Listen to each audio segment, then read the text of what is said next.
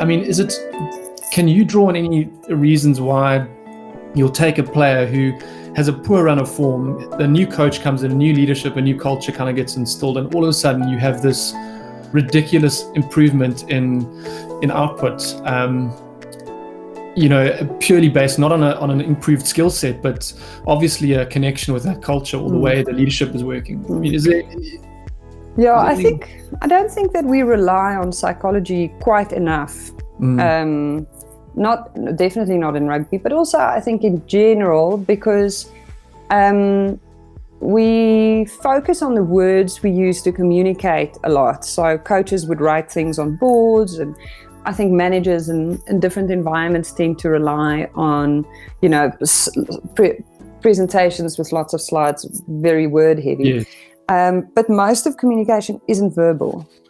And I think that psychology allows a lot of coaching setups to get beyond okay, Owens, focus now.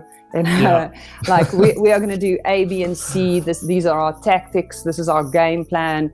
This is how we're going to execute it. This is our training. This is our system. And to move beyond communicating only in words into actually tapping into how to get the most out of every person in the team, and this is something that Eddie Jones spoke about in quite a lot of detail in a podcast interview that someone did with him, where he said the thing that he's learned is that he can't coach his current crop of players the way he used to coach 10 years ago. It's a different generation. It's a different mindset.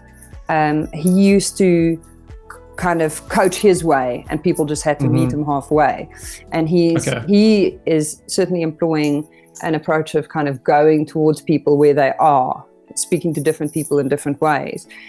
He said the cultural differences between players who have Pacific Island origins and the way that they respond to being part of a whole is very different to the more individualistic kind of culture that a lot of his England players, guys who grew up in England, has.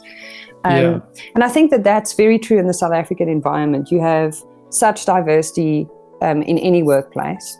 And I do think if you really want to get the most out of people, it's not only about what you say, it's also in meeting people, kind of culturally meeting them halfway at the very least, and going to that space that they need to be communicated in a way that really speaks to them.